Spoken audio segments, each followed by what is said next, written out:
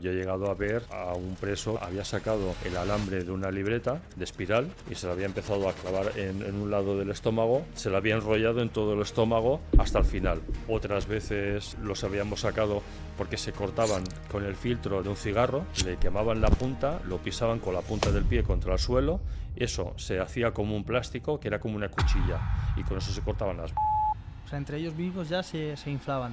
Porque muchas veces se lesionaban para que los sacaran y los llevaran al centro hospitalario para salir de la cárcel. Y entonces, bueno, veías cosas.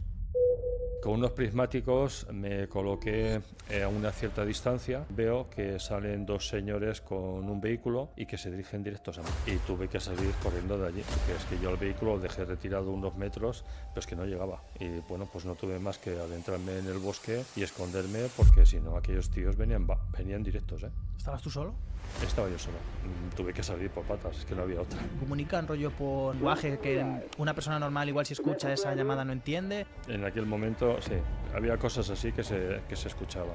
También habíamos escuchado interioridades íntimas, ¿eh? Vaya, claro. De cuernos y es etcétera. Que las escuchas es todo. Sí, sí, y ser marido y llamar el amante y bueno, cosas que son feas. ¿Y qué es peor?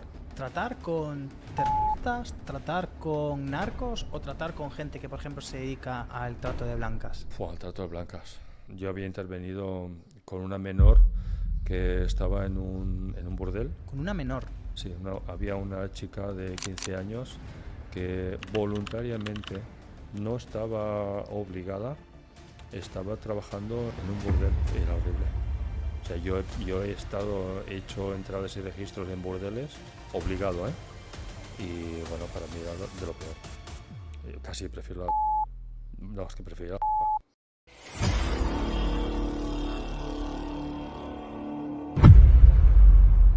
Hola a todos y bienvenidos a un nuevo episodio del podcast. Esta vez estoy con Jorge, que no es nada más y nada menos que el director del campamento Gran Capitán y además guardia civil en condición de retiro. ¿No es así?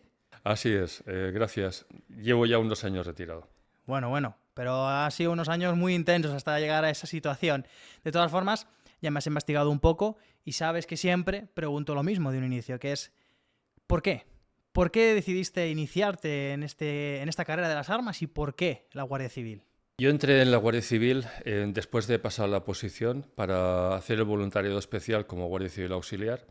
Entré con 17 años. De hecho, en inicio entré en la Guardia Civil con la idea de hacer el voluntariado especial y adelantar lo que era el servicio militar obligatorio. Pero cuando entré en la academia y empecé a ver qué estilo de vida y qué tipo de funcionamiento había allí, me fui dando cuenta de que todo aquel sistema y aquellas maneras cuadraban completamente con mi manera de ser. De tal manera que, claro, para mí siempre ha sido muy importante la cartilla del Guardia Civil. Es una cartilla que son unos cuantos artículos, que es como una columna vertebral al sistema de vida y comportamiento de un guardia civil o de una persona más o menos modélica.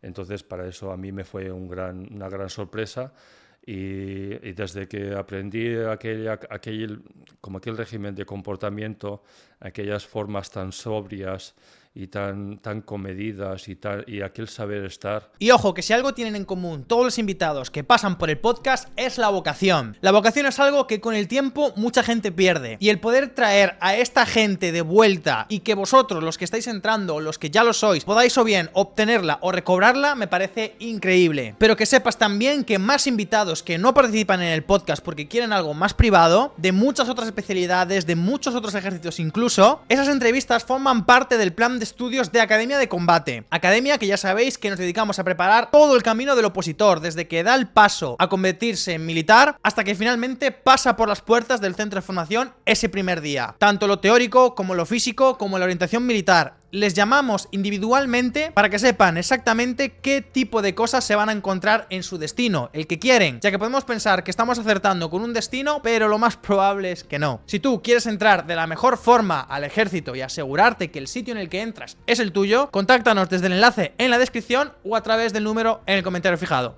Un abrazo. Y aquella entrega siempre me cautivaron y desde entonces he procurado en mi vida no apartarme de ese estilo de vida. ¿Y cómo evitabas exactamente la mili a través de este servicio? ¿Cómo funcionaba? O sea, ¿tú podías elegir entrar en un lado o en otro? Bueno, elegir puramente no. Entrar de Guardia Civil Auxiliar tampoco era fácil. Había un examen psicotécnico, teníamos las pruebas culturales y después también había las pruebas físicas. Es decir, no cualquiera que quisiera podía entrar. La idea es que, claro, cuando tenías 17, 18 años, si no seguías estudiando, una buena idea era hacer el voluntariado, a pasar ya el servicio militar, que era obligatorio en aquel momento, aunque estuvieras unos meses más, de tal manera que lo antes posible quedaras libre. Porque cuando estabas a partir de esas edades, pues había muchas empresas que no te cogían para trabajar, pues porque tenías la barrera allí y todo el mundo sabía que siendo hombre y con esa edad, pues al cabo de 1 año o 2 años te ibas a ir al servicio militar. Entonces para eso no encontrabas trabajo. Entonces, en principio, la idea era quitármelo del medio lo antes posible y por eso me presenté a la Guardia Civil. Con 17 años me has dicho. Con 17 años, sí. O sea, ¿esto se podía hacer? Con firma de los padres que lo autorizaban, sí, aunque después en la academia no se podía salir ya con disposición de armas hasta que teníamos 18. Pero, o sea, tú entrabas de Guardia Civil, es que esto es una figura que a día de hoy ya no existe, el tema No del Guardia existe. Civil voluntario, ¿no? ¿Cómo iba esto? O sea, tú recibías la misma formación que los guardias civiles de carrera o digamos que era algo intermedio, ibas con arma, ibas sin ella. Sí, no. Hacíamos una oposición. En aquel momento, las dos primeras promociones, creo, la primera y la segunda, los instructores eran del GAR. Se hacía en Úbeda en aquel momento. Cuando yo entré en la sexta promoción, ya se hacía en la Academia de Baeza, que aún estaban acabando de construirla. Había compañías que aún estaban en construcción.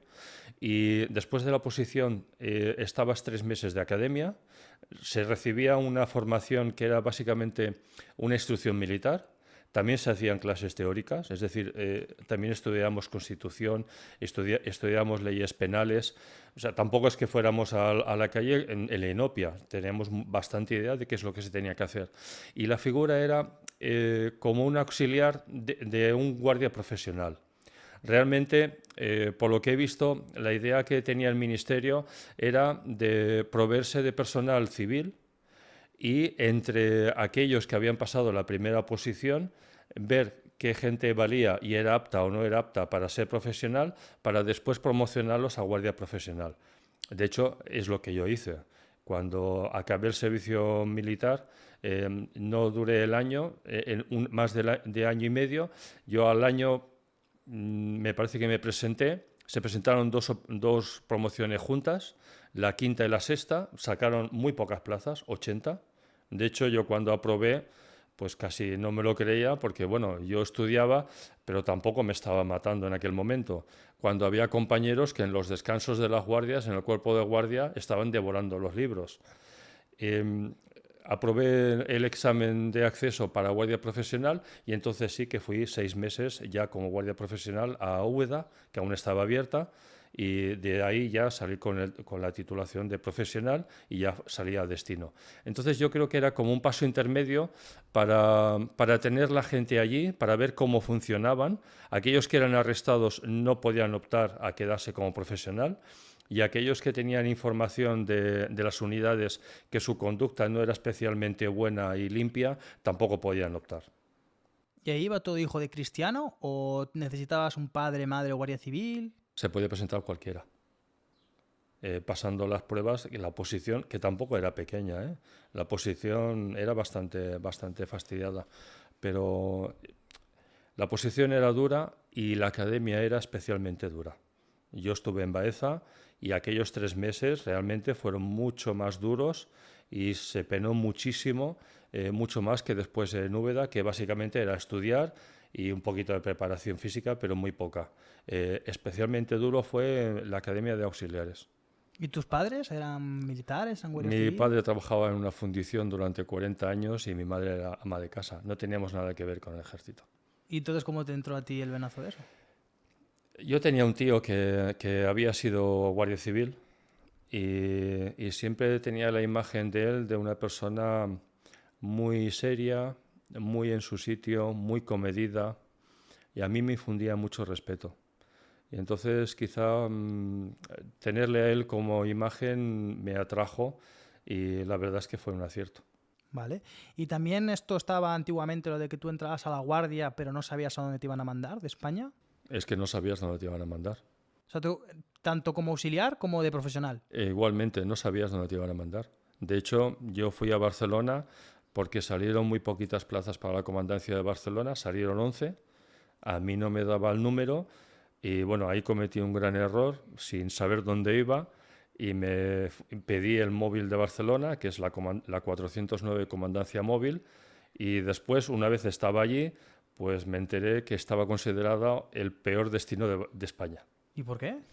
Pues porque era como un núcleo de reserva, lo que ahora traducido podía ser pues un GRS, que mientras que no estaban desplegados hacían cárceles, la cárcel modelo, la cárcel de Walras de mujeres y la de Trinidad de jóvenes.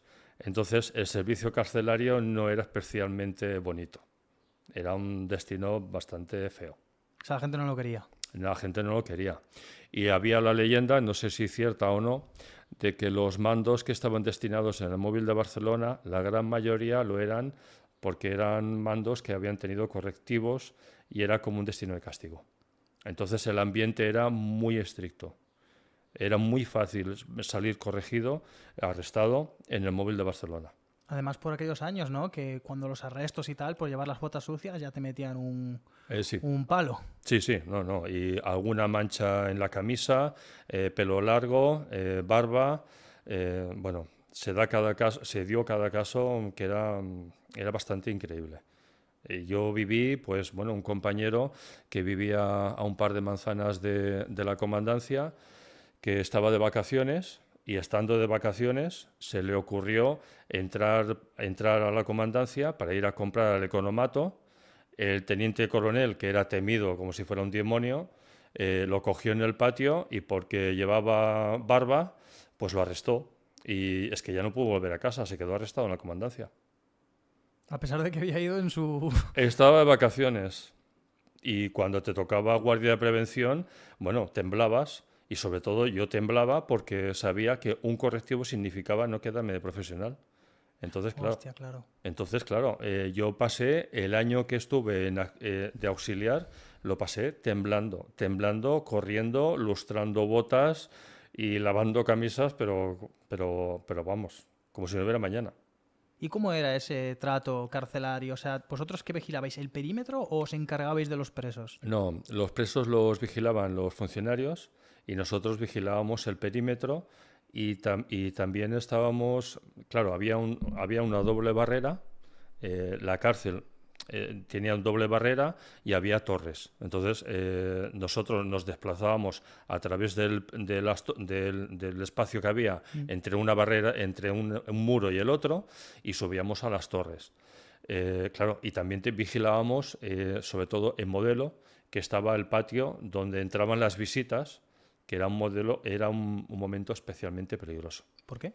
Pues porque las visitas a veces te daba la sensación que eran más peligrosas que los que estaban encerrados de adentro. Y estaban entrando las visitas al lado tuyo y estábamos detrás de una chapa. Es decir, había un puesto que era el de vigilancia de la puerta y resulta que estabas detrás de una chapa de acero y te estaban pasando las visitas por al lado tuya y las visitas eran muchas personas. Y en el momento de inicio, en el momento de final. Y era un puesto pues, especialmente peligroso. También, si tenía que haber algún intento de fuga o algún asalto a la cárcel, cosas que algunas veces ha pasado, la puerta estaba abierta. Era un mal momento.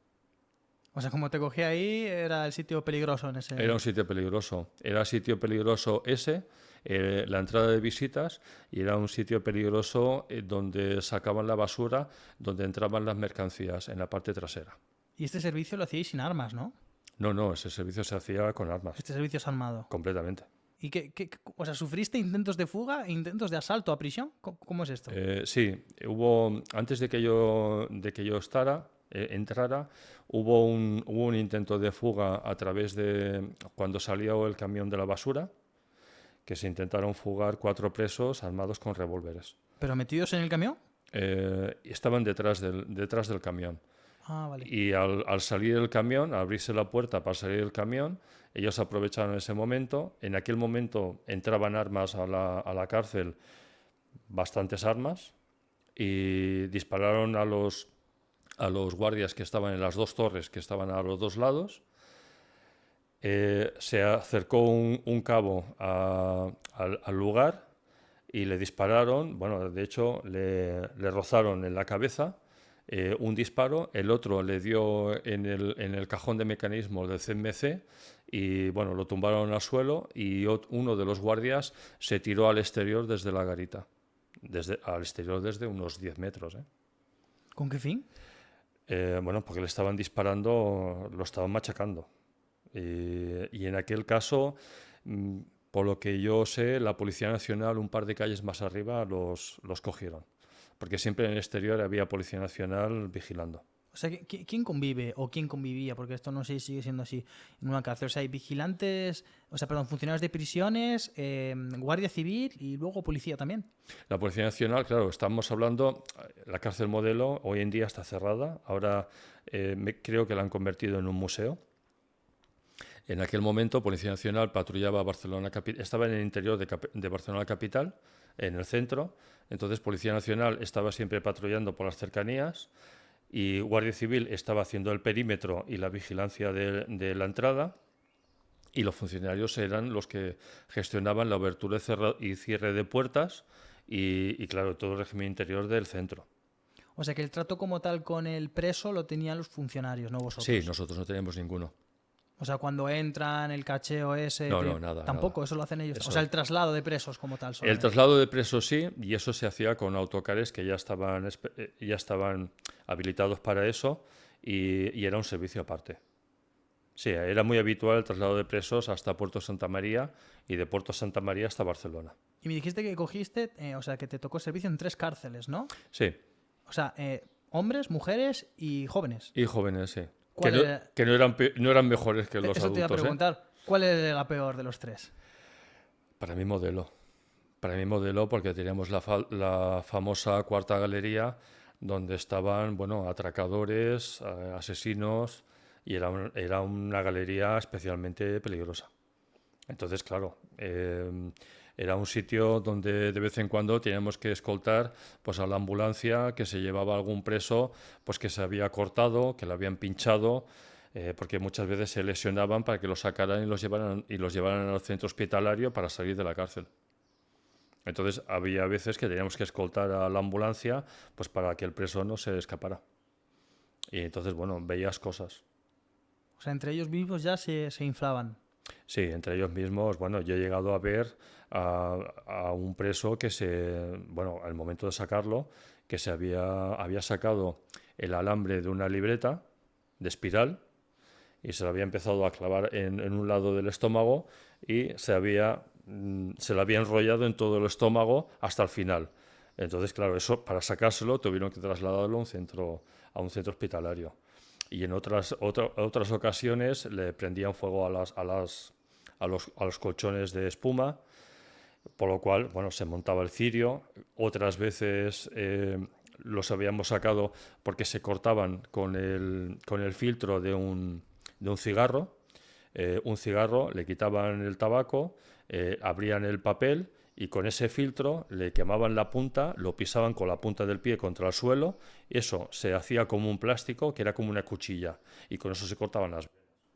Y claro, montaban el cirio con la sangre esparramada por el suelo, y ya tenían que llamar los funcionarios a la ambulancia, atenderlo y sacarlo de allí para llevarlo al hospital. Hostia puta, ¿eh? Eso era diario, eso era muy habitual. Con mujeres no. Con mujeres lo único que, bueno, te gritaban cuando en algún puesto que estaba especialmente cerca que te veían, pero eso no tenía más, pero no era especialmente peligrosa. Y la de jóvenes, de la manera que estaba hecha, nos cogían muy lejos. Entonces, bueno, hacías la vigilancia del perímetro a pesar de la niebla, porque estaba muy cerca de un río y a veces que se levantaba neblina y no te permitía ver muy bien, no tenía más problema. La peligrosa realmente era la modelo de hombres, y además con estas dos galerías, la tercera y la cuarta, eran especialmente duras. ¿Y qué era más crudo ver? un preso mujer, un preso hombre, un preso niño. Es decir, esa situación de... Porque al final, aunque no tengas trato directo con ellos, pues sí que le has hecho escoltas, sí que habrás hecho traslados, has tenido que convivir con ellos de alguna forma, ¿no? ¿Te encontraste alguna vez con un perfil que dijeses, hostia, es que si pudiera... Es que no entiendo por qué estás aquí? Y luego, por otra parte, ¿te encontraste una vez con otro perfil que dices, es que no sé cómo guardarle el respeto con lo que ha hecho este tío? Lo que tenemos que odiar es el delito, no la persona que lo ha cometido. Yo eso siempre lo he tenido muy claro. Entonces, allí había presos que estaban por delitos económicos y que habían sido empresarios que por un motivo o por otro habían ido a la cárcel.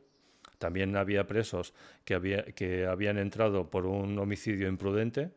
Pues puede ser que alguien por un accidente de circulación, sin querer, pues haya matado por accidente a otra persona y ahí, finalmente por la vía penal haya sido condenada a prisión.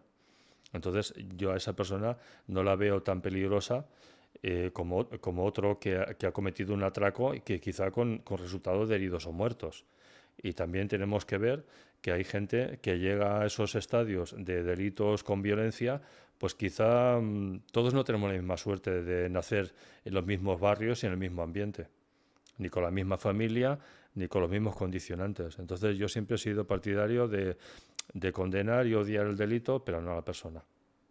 O sea, eras capaz de discernir entre el delito y la persona que lo cometió. O sea, tú tenías una persona que ha cometido una barbaridad, porque lo habrás tenido, que han cometido una barbaridad, y eras capaz de verle esa parte humana a esa persona.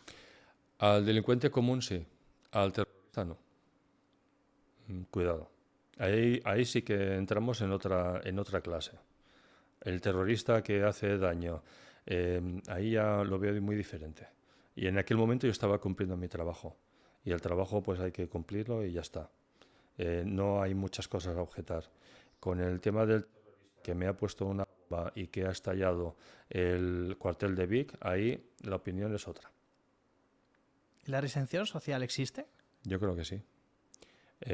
No está el sistema penitenciario, seguro, no está el sistema penitenciario para que la gente se rehabilite, pero tendría que estarlo. La gente tendría que tener una oportunidad en la vida. ¿A qué te refieres con que no está pensado para ello? O sea, ¿es más como un castigo? Es que yo creo que el final no tiene que ser el castigo.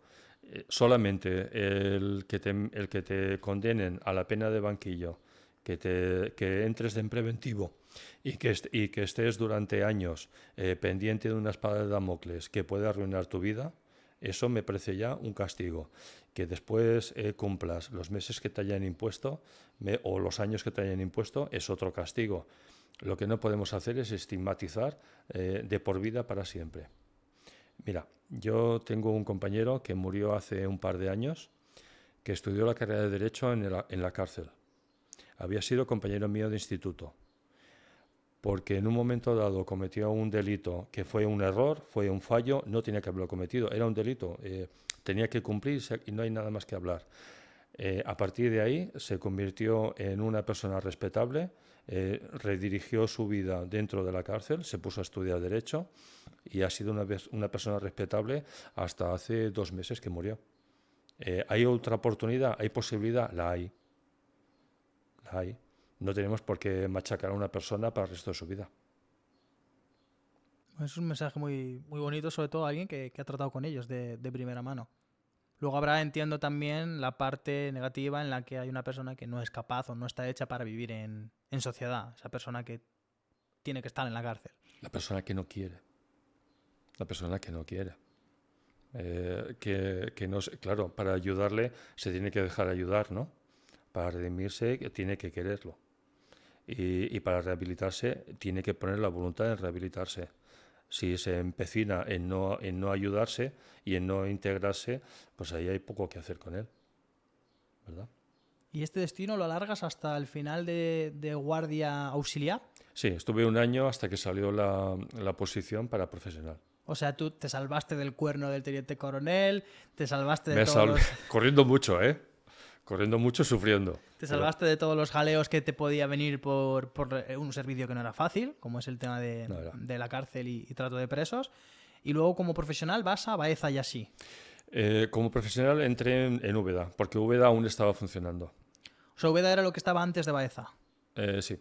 Aquí vamos a desmentir o confirmar un mito. ¿Es verdad eso de que en Baeza, como al final, pues siendo honestos, si yo saco más nota que tú, voy a poder coger una plaza mejor? ¿Se fomenta eso? ¿Se fomenta esa competitividad que, por ejemplo, en el ejército no ocurre? Porque en el ejército, al contrario, te fomentan el compañerismo porque ya da igual lo que hagas en el centro de formación. Sí que es cierto que te escalafonan y eso tiene una cierta importancia, pero tu destino ya sabes cuál es.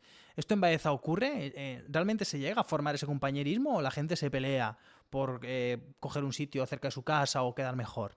Estamos hablando que yo soy de la 89 de guardias. Estamos hablando del año 86-87, no de la actualidad.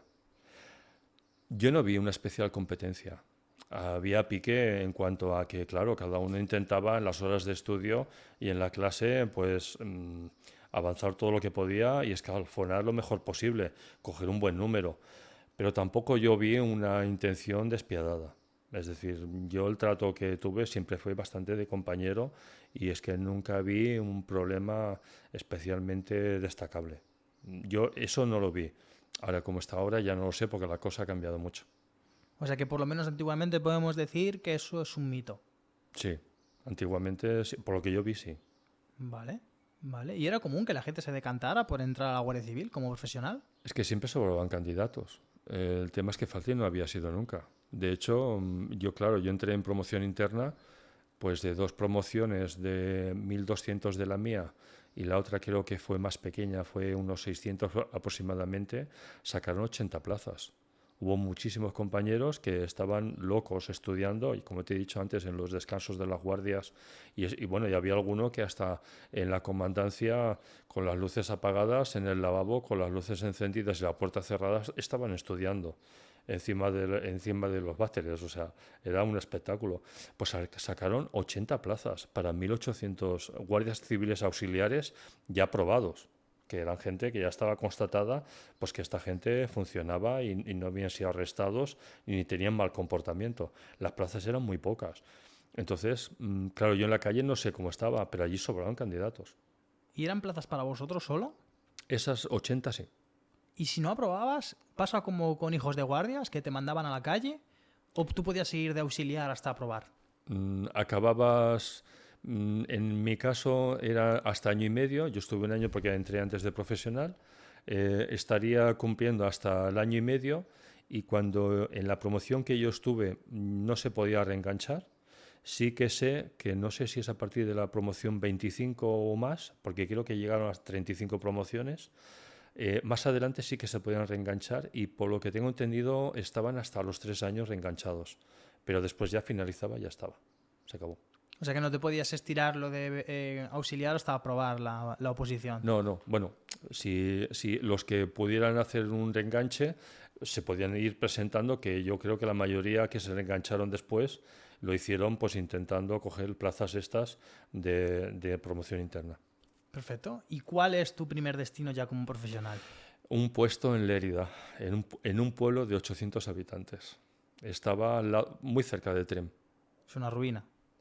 Bueno, un desastre. Un desastre porque yo venía pues, de un pueblo de 30.000 habitantes en las cercanías de Barcelona, con un montón de gente, un montón de vida, comercios por todos sitios, movimiento por todos lados, y voy destinado a un pueblo de 800 habitantes donde solamente había un banco, había una tienda en el pueblo, un bar y todo lo que rodeaba pues era granjas de cerdos y almendros. O sea, eres el sheriff del pueblo. No, era un pobrecito desgraciado. ¿Y Lo cuántos pasé guardias fatal. había allí? ¿Eh? ¿Cuántos guardias había allí en ese puesto? Estábamos 3 guardias y un sargento y bueno, y muchas veces pues uno de ellos estaba o de baja o estaba de permiso, por lo cual teníamos el servicio de puertas 24 horas. Muchas veces acababas un día el servicio de puertas y es que al día siguiente volvías a entrar. Entonces estábamos 24 horas sí, 24 horas no. Y cuando no, acababas la puerta a las 8 de la mañana y te decía el sargento que a las 2 salías de servicio. Y al día siguiente volvías a entrar de puertas. O sea, era un horror. Estábamos machacados. O sea, tenéis volumen de trabajo, pero realmente eran por las guardias, ¿no? Porque lo que eran llamadas y tal, de 800 habitantes, mucho no se podía liar. Había casi nada. La llamada típica del puesto era pues que habían encontrado un explosivo, porque había sido una zona de frente muy intensa y era casi semanal que encontraban explosivos. O sea, nuestro trabajo allí básicamente era hacer las patrullas para que se nos viera, el servicio de puertas, vigilancia del cuartel, el sargento hacía las revistas de armas y llamar a los artificieros de tren para que vinieran a desactivar algún explosivo de la guerra civil. Básicamente el servicio era este. Bueno, y vigilancia de granjas porcinas que nos ponían la ruta algunas de ellas pues para tener presencia. Pero como trabajo operativo real no había. ¿Y en qué puesto quedaste de Baeza para que te manden a ese sitio? Pues no quedé tan mal. Yo quedé ciento y poco. Y yo pedí Lérida pues porque estaba cerca de Barcelona y bueno, pues fue un error porque claro, dentro de Lérida te marcaba, tú pedías el destino, pedías comandancia, pero después en la comandancia cada una de ellas pues distribuía a los guardias por sus puestos donde había vacantes. Y bueno, también me podía haber tocado otro pueblo como Borja Blancas, Lérida Capital, pues no, me tocó uno de los peores que había. ¿Y cuánto tiempo echaste allí? Estuve año y medio. Joder. Año y medio allí dando vueltas en el coche y haciendo Sí, guardias. bueno, tenemos también otro servicio, que esto no te lo he dicho, y es que dentro de Lérida estaba Baqueira Beret, que es donde iba a esquiar el rey, y entonces en la época de invierno cogían guardias de todos los puestos, uno, dos o tres, dependiendo de la gente que hubiera en cada uno de ellos, para hacer la vigilancia de Baqueira Beret, porque iba el rey a esquiar. Entonces hacíamos la cobertura de todo el recorrido por donde iba el vehículo del rey, porque dejaba el helicóptero en un pueblo que había cerca, en el campo de fútbol. Entonces se cubría toda la carrera, cada 25 o 50 metros había un guardia al lado y lado de la carretera hasta llegar a donde estaba en Baqueira Beret. Y después, allí en Baqueira, se vigilaba todo el exterior de la casa donde estaba alojado el rey. Bueno, dentro de lo que cabe, era un momento de vidilla en la... A ver, Vidilla menos 10 grados bajo cero, que nos tenían que dar un peto especial porque la ropa de dotación no daba para esas temperaturas y unas botas también porque las botas de cuero de 3 hebillas tampoco daba. Era un poquito penoso. vale, y cuando terminas este destino, ¿a dónde vas? Cuando puedo pedir vacante, pido Barcelona, por fin, y voy destinado a Pineda de Mar. Ya, bueno, esto fue un refresco muy grande porque era una zona muy turística, turismo extranjero, ingleses y alemanes sobre todo, y claro, estábamos en la playa. Entonces ahí sí que había movimiento real, movimiento y potente. Como seguridad ciudadana hay aquí, ¿no? Seguridad ciudadana, sí. Vale. Esto es algo que me gusta hablar con los antiguos guardias civiles, porque la Guardia Civil siempre tuvo el peor turno de seguridad ciudadana si os comparo, mejor dicho, con Policía Nacional o Policía Local, ¿no? Digamos que siempre fue esa policía low cost, ¿no? Sí. ¿Qué turnos tenéis por aquel entonces? Yo tengo compañeros, igual no tan antiguos de tu promoción, pero sí un poco más modernos, que decían que la gente no se sacaba el traje de verde nunca. ¿Qué turnos tenéis vosotros? No te mintieron. Estando yo en activo, años después de empezar a estar en activo, sacaron el decreto del descanso semanal. Es decir, hasta entonces no había día de descanso. Daba igual que día fuera de la semana. No había día de descanso. Como mucho era saliente de noche, cuando las necesidades de servicio no lo exigieran y tenías que entrar esa tarde siguiente. Entonces era muy habitual hacer 8x8, 8 de trabajo, 8 de descanso, 8 de trabajo, 8 de descanso. Eso era muy habitual. Entonces, no solamente cuando fui a Pineda de Mar, ya te he dicho que casi no me sacaba yo el uniforme cuando estaba en Lérida, pero es que en Pineda de Mar estábamos algo mejor porque la plantilla era más amplia, pero es que no había descanso semanal. Después, posteriormente, sacaron el decreto de descanso semanal continuado, y eso quiere decir que no tenías descanso durante 3 semanas, si te lo concedían, que no era tampoco porque tú lo quisieras, lo tenías que pedir, y entonces durante 3 semanas no tenías ningún día de descanso para acumular 3 días juntos. Cuando no hubiera una necesidad del servicio y se pudiera permitir. Cuando no te decía el sargento, mira, se han puesto 2 de baja, no puedes ir de descanso continuado. Y no ibas, se acabó. O sea, aquí es cierto, no nos quitábamos el uniforme nunca. Vale, ¿y cómo vives el reenganche en este destino nuevo? ¿Qué te encuentras allí? Bueno, me encuentro con un pueblo de costa con muchísimos turistas provenientes de tour operador, turistas que venían con todo pagado y que básicamente venían a juerga y a la borrachera. Entonces, bueno, allí me solté con el inglés porque, bueno, los traductores que venían de la Diputación venían en un horario de oficina y es que allí empezaba el movimiento por la noche. Y por la noche, pues cuántas noches me habían despertado, Jordi, venga, que tenemos aquí 4 detenidos. Y tenerte que levantar a medianoche para traducirles al inglés al sargento para que hiciera el atestado de los detenidos. Y eso era diario.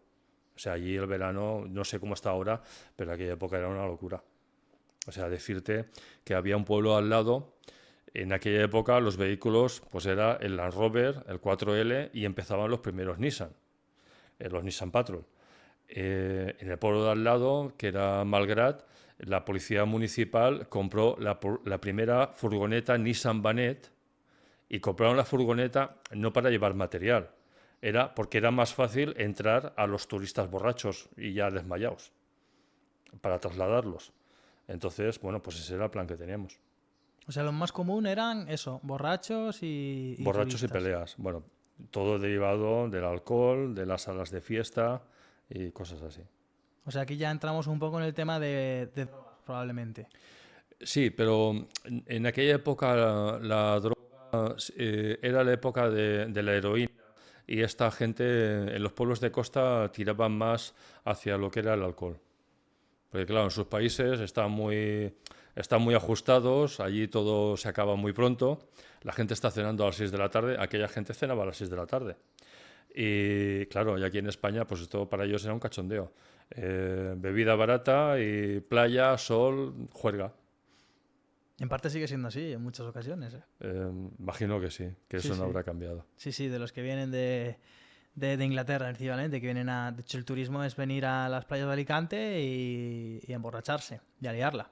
Sí, bueno, pues en la provincia de Barcelona, en Gerona está Lloret de Mar, allí teníamos a Pineda, Calella, que estaba al lado, Malgrat, y eran todos pueblos, pues esto, de juerga, y ingleses, alemanes, y movimiento. En invierno era muy tranquilo, de hecho yo estuve 4 meses solamente, ¿eh? Y en verano pues era una juerga continua. Perfecto. Ahí me tienes que seguro contar alguna anécdota graciosa que te ocurrió con alguno de estos turistas, que el mítico turista desnudo borracho, que tuvisteis que meterlo en el coche o qué tienes por ahí. Mira, yo estuve 4 meses, ¿eh? No estuve más, pero bueno, me pasé un verano bastante chulo. Me acuerdo de una vez que, bueno, nos llamaron por la noche, era en Calella, entonces, claro, en Calella no había más patrullas porque en Calella sí que no daban abasto. Entonces, bueno, acudimos a un hotel que había un altercado y, claro, cuando entramos nos encontramos todo el suelo lleno todo el suelo mojado, con rastros de sangre y lo que parecía mocos, y había un señor enorme con una montaña sentado en un banco. Y, y entramos, lo vimos, bueno, estabais sentado, pues vale, un turista más borracho, tampoco nos sorprendíamos. Y cuando entramos dentro del hotel, pues en la zona del bar, resulta que había un grifo de cerveza echando cerveza hacia arriba, un camarero con el ojo, con la mano en el ojo, el otro tumbado en el suelo y todo el suelo mojado, lleno de cerveza, lleno de sangre. ¿Y qué ocurre aquí? Y resulta que luego fuimos a detenerlo. Resulta que el señor que habíamos encontrado en el pasillo de la puerta, pues era un paracaidista belga que se había emborrachado y que le había pegado a uno de los camareros. En el trayecto del puñetazo había roto la barra de cerveza, la barra sacando cerveza con espuma por todo el suelo, había enganchado a otro con una mano, lo había tirado contra la estantería y bueno, de hecho vino la otra patrulla de Calella, estaba muy calmado, le pusieron los grilletes, pero se los pusieron delante. Resulta que era como un monstruo. Pues se encabritó de nuevo, rompió los grilletes y tuvimos que tirarnos los 4 encima para poderlo reducir. Le pusimos los brazos detrás, pero es que tuvimos que ponerle 2 grilletes. Al día siguiente lo llevaron los compañeros a entregarlo al juzgado de guardia y resulta que la magistrada, la juez, le dice lo típico en aquella, no sé ahora cómo está, pero lo típico en aquella época, quítele usted los grilletes. Y le dijo el compañero, ¿está usted segura? ¿Seguro que le quito los grilletes? Hombre, usted me va a discutir. Y digo, mire señoría, que es que ayer pasó esto. Y claro, cuando se enteró la magistrada de lo que había hecho, dice, bueno, déjelo, está así bien, está así bien. Digo, ah. Y llevaba 2 grilletes en la espalda. Esa buena pieza de hombre, ¿eh? Bueno, paracaidista belga, sí, de unos 30 años, y claro, con unos brazos como mis muslos. ¿Y por qué solo estuviste 4 meses allí? Pues porque salieron plazas para información bueno, me presenté y me engancharon en información. Información para la gente, porque mucha gente nos ve civil, viene a ser antiterrorismo. Sí. Bueno, había trabajo de antiterrorismo y también había trabajo de paisano. Era un grupo que trabajaba de paisano y que estábamos contra la delincuencia. Básicamente nos dedicábamos al tema de receptación, compra de objetos robados y también de drogas. En aquel momento la coca se movía mucho. O sea, aquí sí ya entramos de lleno en tema de drogas. Sí, drogas y terrorismo. ¿En qué año estamos hablando? Estamos hablando del 88 aproximadamente. ¿Y qué droga era la más común que se consumía? En la zona, porque claro, yo fui al grupo de Sitges. En Sitges lo que se movía coca. Se movía pope, el pope no era ilegal, el pope eran unos botecitos. Sales de baño. Sí, que tenían un efecto especial para la población de Sitges. Pero no era especialmente ilegal, lo que sí que se movía era coca, sí, la coca sí que se movía bastante. O sea, era lo más habitual. Sí, la cocaína y bueno, ya habíamos tenido detenidos por cosas relacionado con robos, receptación, la compra de cosas robadas. Y para que la gente, porque igual, bueno, al final esto se sube a internet y nos escucha mucha gente. Igual hay alguien que de forma recreativa incluso, sin ningún tipo de mala fe, simplemente por pasárselo bien, pues consume este tipo de sustancias, ¿no? Entonces a mí me gustaría, si tú sabes, el proceso que sufre esa sustancia hasta que imagínate yo que la quiero comprar y la consumo. Porque la coca, como tal, la gente no la esnifa pura, sino que eso viene cortadísimo en 300, no sé cuántas veces lo habrán cortado y se está metiendo probablemente más cal y bicarbonato que la propia sustancia de cocaína, ¿no? O sea, ¿qué realmente es lo que llega a la calle? No, es que coca pura te mata. Realmente nosotros, claro, el menudeo a ver, también se movía chocolate. Lo que pasa es que para nosotros eso no tenía más importancia. En aquel momento a partir de cierta cantidad estaba penado, pero es que nosotros no nos podíamos dedicar a eso. O sea, nosotros íbamos detrás de gente, para que tú tengas una idea, gente que estaba entrando la coca a través de los yates en el puerto de Guadols y de allí, pues bueno, iban en ladrillos de 1 kilo, 2 kilos. Entonces, claro, nosotros hacíamos escuchas telefónicas, hacíamos seguimientos, hacíamos investigación y finalmente hacíamos la entrada y registro con la comisión judicial, con el secretario judicial, con un mandamiento y hacíamos el registro y posterior la detención. Entonces, claro, hablamos de gente que cuando nosotros hacíamos esa actuación estábamos seguros o bien lo interceptábamos en el camino y más de un Audi habíamos interceptado vehículos lujosos en aquel momento. Con kilos dentro del vehículo o si no a las entradas y salida en el puerto, en las neveras de bebidas, pues en una ocasión cogimos un par de kilos. Entonces el trabajo nuestro básicamente era ese. Esa coca ya iba cortada. Coca pura, eso te mata. Entonces, claro, la cortaban con yeso, con mescalina, la cortaban con muchas cosas. O sea, pero todo eso es horrible para el cuerpo. O sea, realmente lo que hacen es estirar, por así decirlo, o sea, de 1 kilo, ¿cuántos pueden hacer igual? En aquel momento, 1 kilo estaba a un precio, te hablo en pesetas, por lo que me acuerdo, a unas 21, 22.000 pesetas. Claro, eso ellos lo estiraban muchísimo. Y lo malo es que, bueno, la habían cortado hasta con yeso. Con yeso, lo más sano, entre comillas, era la harina.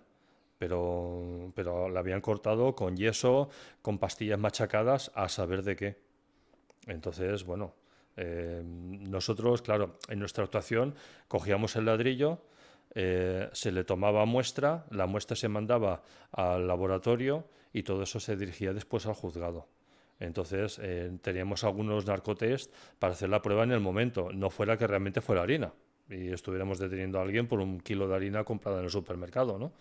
Pero a partir de ahí ya le perdíamos la pista. La composición nos llegaba al cabo de meses, porque ese análisis llegaba al cabo de meses, y ya la tramitación era básicamente con el juzgado para poderlo acusar. ¿Y cómo funciona el eslabón? Es decir, realmente el camello es la última mierda de esa cadena gigantesca, porque tú mismo te has dedicado a precisamente realizar escuchas y detenciones a grupos criminales, pero ¿cómo es ese eslabón? O sea, está el camello, hay un responsable de esa persona, ¿cómo funciona así más o menos?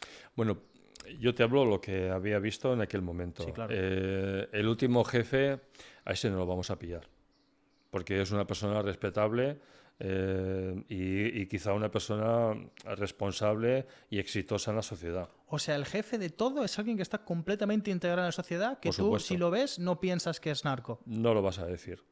En una ocasión detuvimos a un señor, ya está fallecido, lo sé, que bueno, pues era un hombre que iba con un traje, iba con un coche lujoso, era un Audi 100, creo, y tú veías a ese hombre y nunca nunca en la vida dirías que ese hombre se dedicaba al narcotráfico.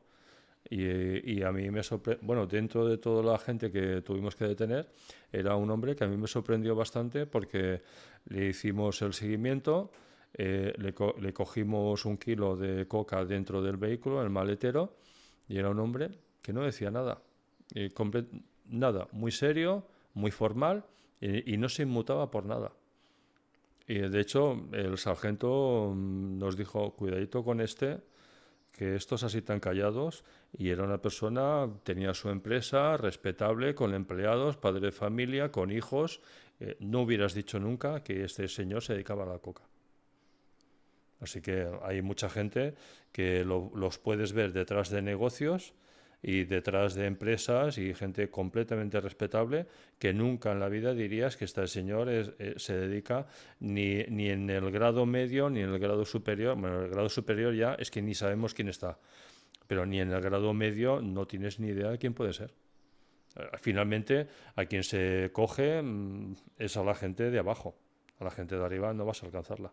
O sea, está, por así decirlo, ¿no? El top 10, o sea, lo que es lo más alto, que es esa gente que igual ni está en España. No, no, esos no sabes quién es. Luego está esa gente intermedia. ¿A quién podíamos meter ahí?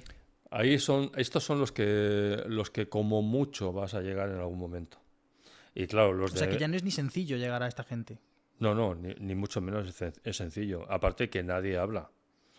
Claro, yo también te estoy hablando de una época, tú imagínate, el teléfono móvil no existía, el ordenador no existía, y las escuchas se hacían porque tenían que venir los empleados de Telefónica.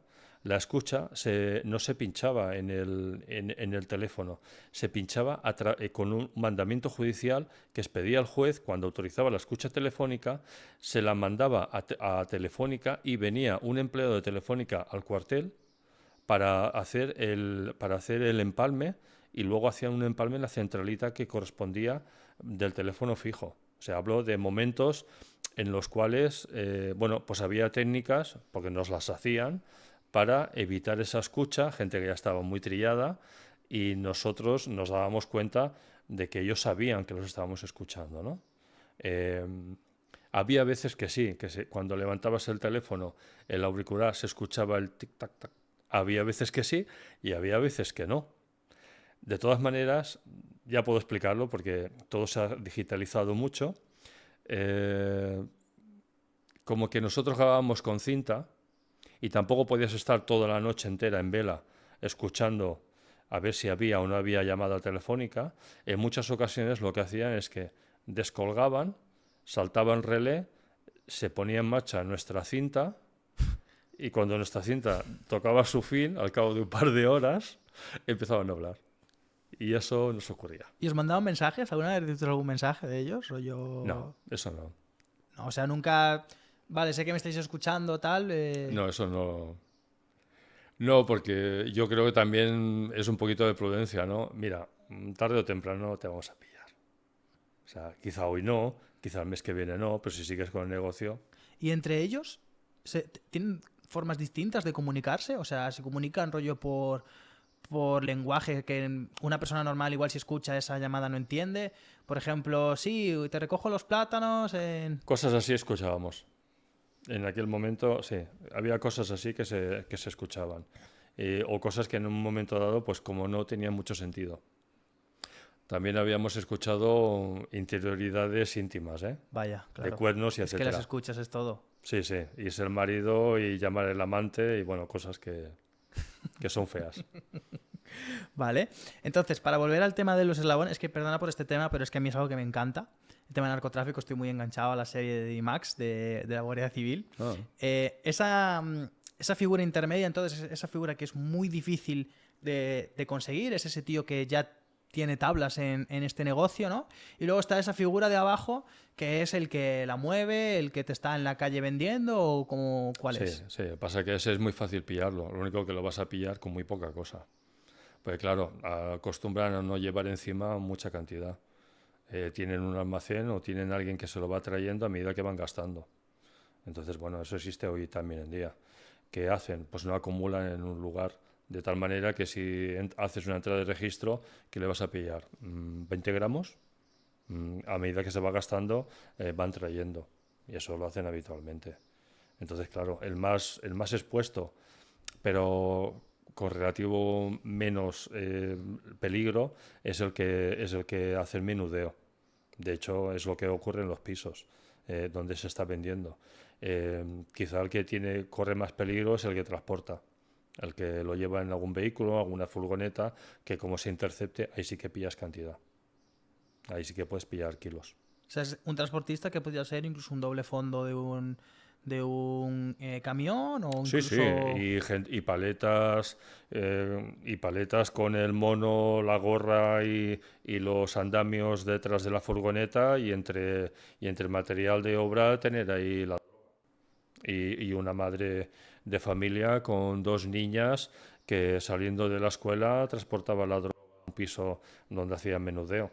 O sea, nos hemos encontrado con todo. Y gente mayor y una señora mayor con los rulos de peluquería, con sus gafitas y tal, que dices, mira, una señora mayor respetable, pues estaba llevando droga, portando. Que menos te lo piensas. ¿Y por qué crees que la gente lo hace? O sea, ¿es Es el dinero estrictamente fácil. dinero? Es muy fácil el dinero. Claro, la ganancia es monstruosa. O sea, es que se escapa. Se escapa de lo imaginable. O sea, gente trabajando o gente haciendo un negocio normal, legal, no alcanza esas cantidades. Es que se escapa. O sea, un simple transportista puede llegar a acumular una fortuna si no se le coge. Sí. Pueden llegar, hombre, una fortuna para vivir muy holgado. Muy bien. Y a esa persona que no se le coge no quiere decir que porque los policías o los guardias civiles no sean buenos, sino porque lo deja a tiempo. ¿No es así? Bueno, hay gente que lo ha dejado a tiempo y no se les ha pillado, claro. Si se mantiene, a la larga, Caes. a la larga caes, sí. Vale. A la larga caes.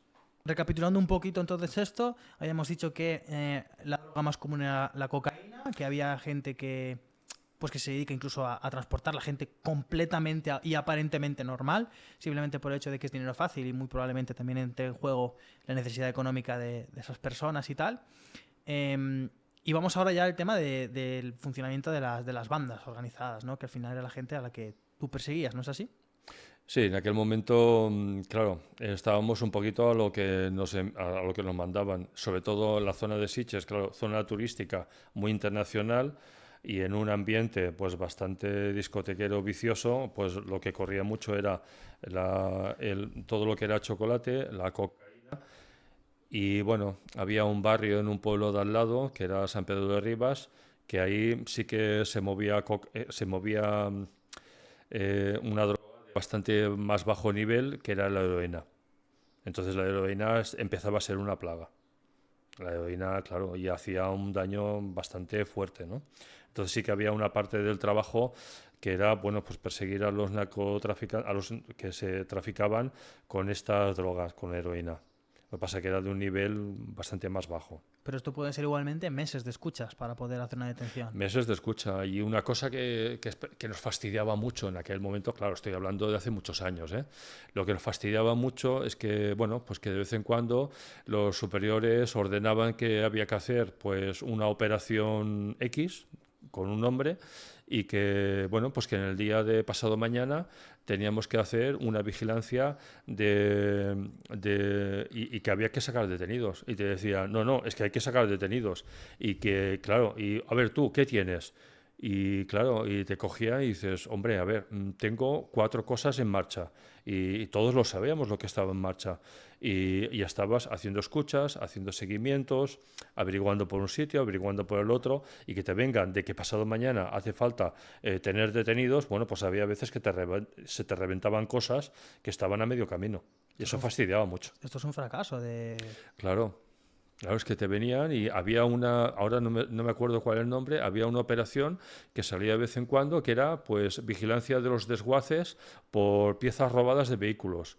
Y además, vamos a ver qué tenemos, claro, te llamaba el sargento, a ver, ¿tú qué tienes? ¿Y tú qué tienes? ¿Y tú qué tienes? Y claro, tenías que darle algo y bueno, pues había veces que te fastidiaban cosas que si los hubiéramos seguido con tiempo, pues hubiéramos conseguido éxitos y teníamos que dejarlos pues a medias y había veces con la precipitación que bueno pues pedías orden de registro y te quedabas frustrado y eso era un daño porque posteriormente cuando ibas a pedir otra orden y registro, el juez tampoco te la daba tan fácil. O sea, yo más de una vez había tenido que a esperarme para hablar con el juez y el juez te decía que por qué motivo ibas a pedir la orden de registro.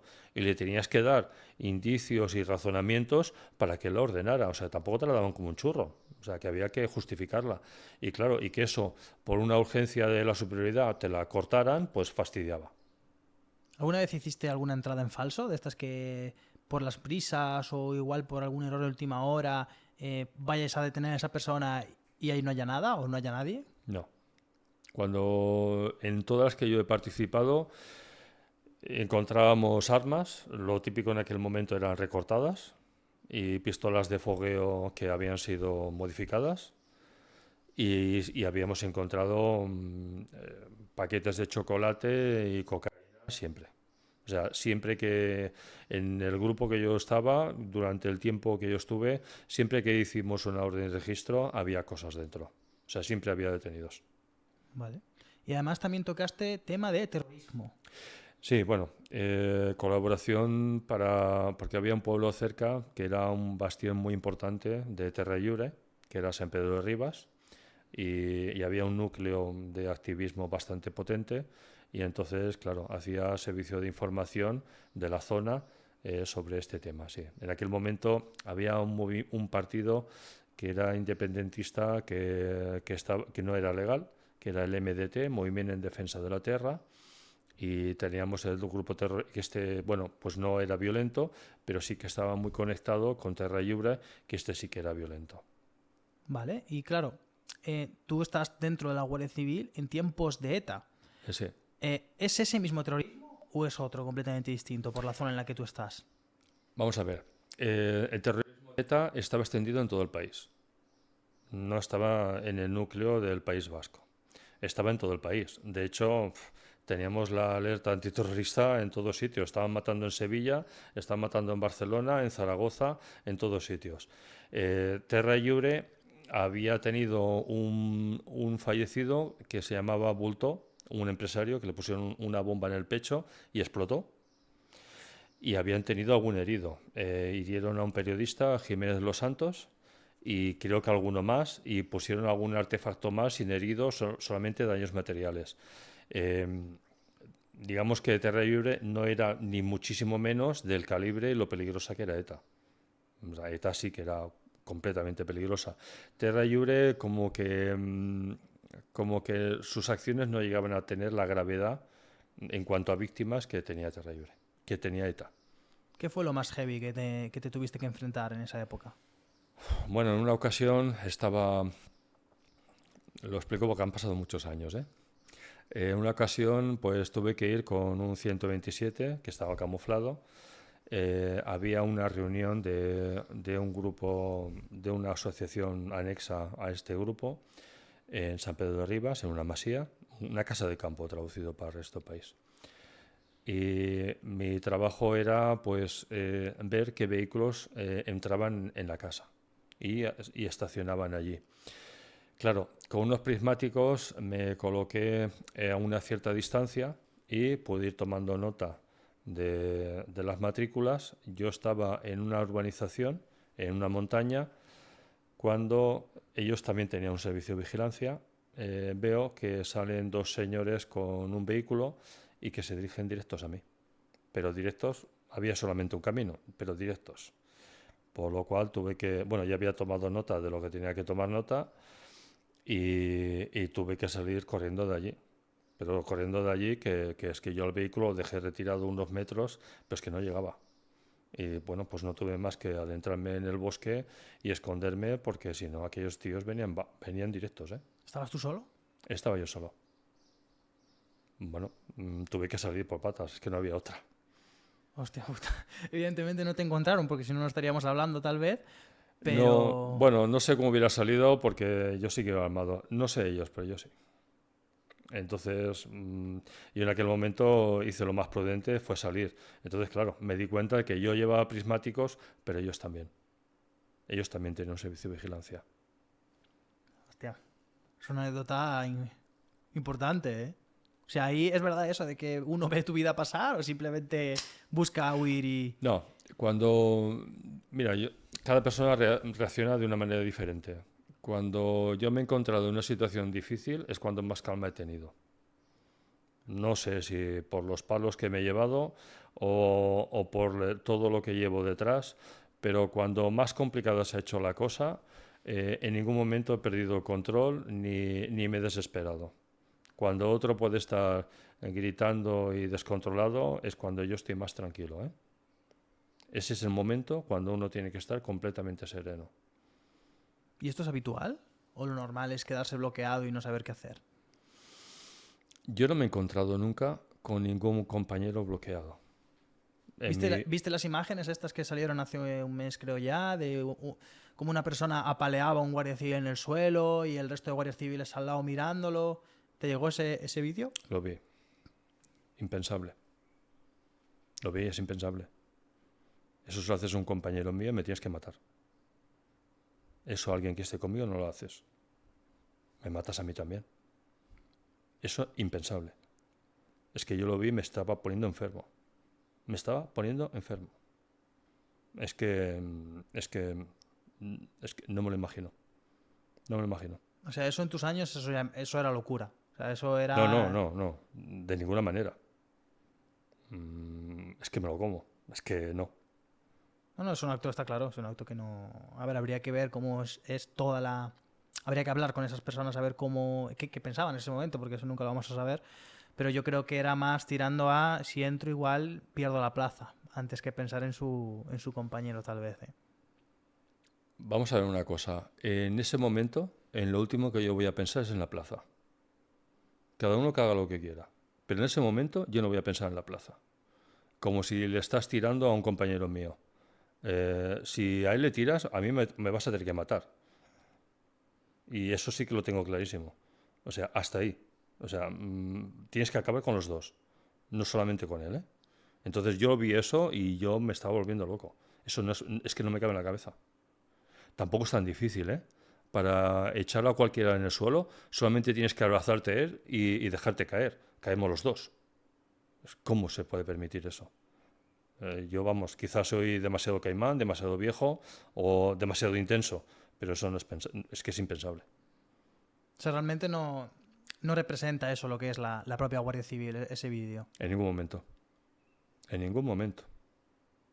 Una pregunta que a mí me viene siempre a la cabeza en estos momentos, cuando hablamos de bandas organizadas, y esto yo lo he visto en un documental, igual estoy diciendo una puta gilipollez, ¿no? Dice mucho que los narcos tienen honor, o sea, que es gente con honor, gente que en el momento en el que vas a detenerlos y los pillas, oye, has ganado el juego, has sido más listo que yo, ¿Esto es así de verdad? ¿O esta gente realmente honor cero y hasta el último momento intentan resistirse? Mira, vamos a ver. Yo he hecho detenciones con gente que lo tienen muy claro, por eso quizá no he tenido nunca ningún problema especial. Y eso también uno, en su manera de actuar, tienes que dejarlo muy claro. Estamos hablando de realizar un trabajo y no es un tema personal. Entonces, un policía cumple su trabajo y tiene que dejar muy claro que no es nada personal. Es decir, te voy a detener porque has cometido un delito o creo que has cometido un delito y tengo que hacer estas acciones, pero no es nada personal.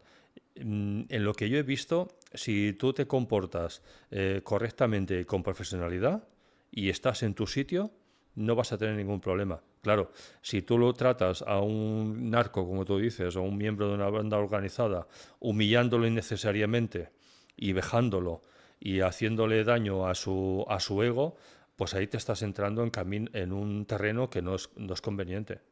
Entonces, yo nunca he tenido ningún problema y he hecho detenciones con gente que de verdadmente podía asustar y nunca he tenido ese problema.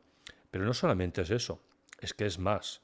En mi vida profesional posterior, y como abogado laboralista, he tenido que hacer pleitos y he tenido a empresario, porque he llevado tanto empresa como trabajador, y he hecho pleitos de mucho dinero, y me acuerdo concreto de uno que al contrario le costó 890.000 euros, porque era un grupo de trabajadores bastante importante por un despido improcedente. Y las palabras mías hacia el administrador de la empresa fue, Cristóbal, sabes que esto es un tema profesional, no es nada personal. Y su respuesta fue, y no hablo, no, estamos hablando de un tema empresarial, ¿eh? Su respuesta fue, Jorge, lo tengo muy claro, esto es un tema de trabajo. Y ya está, y máximo respeto.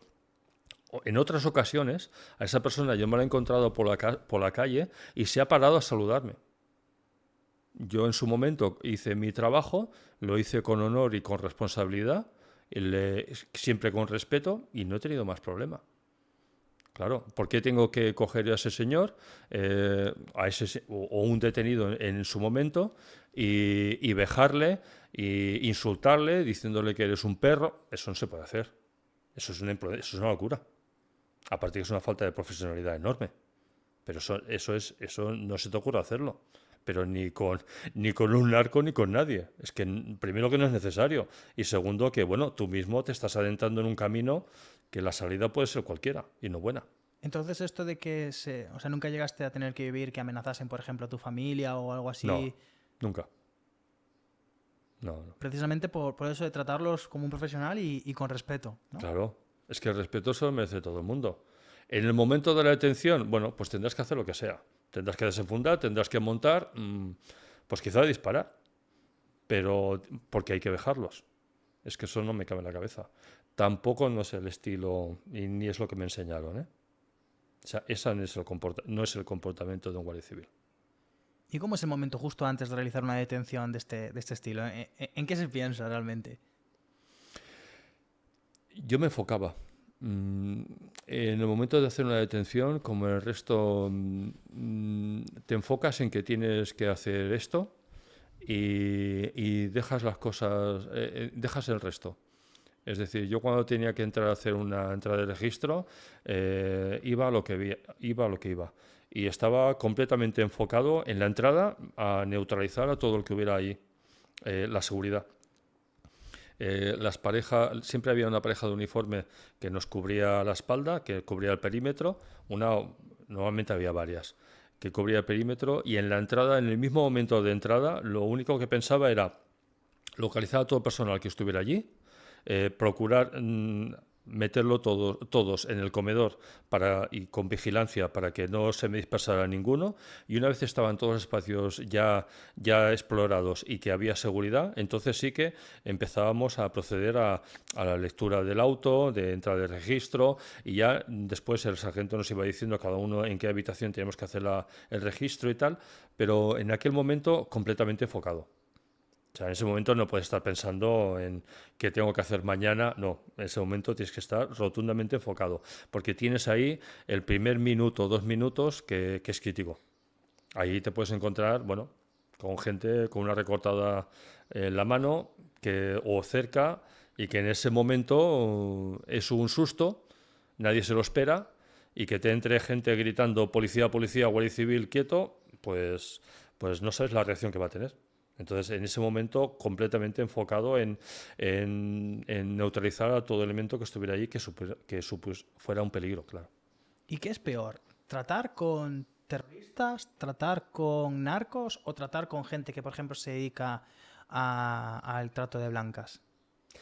Al trato de blancas. Yo había intervenido con una menor que estaba en un burdel. Con una menor. Sí, había una chica de 15 años que voluntariamente no estaba obligada, estaba trabajando en un burdel y era horrible. O sea, yo he hecho entradas y registros en burdeles, obligado, ¿eh? Y bueno, para mí era de lo peor. Casi prefiero la... No, es que prefiero la... ¿Por algo en concreto? Sí, porque la degradación era muy grande. O sea, veías cosas que era muy denigrante. Hacia la mujer, en este caso. Hacia la mujer, sí, sí. Sí, sí, sí. En este caso, era un pueblo cerca de Sitges y era una chica, pues 15 años. Parecía muy mayor porque estaba muy desarrollada y es que la tuvimos que llevar a menores, la tuvimos que detener y claro, y evidentemente también detuvimos al dueño del burdel y bueno, la situación era horrible. O sea, completamente denigrante. Al final los otros son comerciantes, traficantes, ilegales, pero es que en el otro... Y bueno, y estamos hablando de droga, que es un veneno, que es una perdición. Ostras, pero cuando hablamos de trata de blancas, para mí ya es un grado superior. ¿Y qué es peor? La persona que... Por aquí entran muchos factores, ¿vale? Está la chica, generalmente chica, es un 90 y largos por ciento de chicas, Sí. ¿vale? La generalmente chica que muchas veces se ve obligada a hacerlo, eso es uno.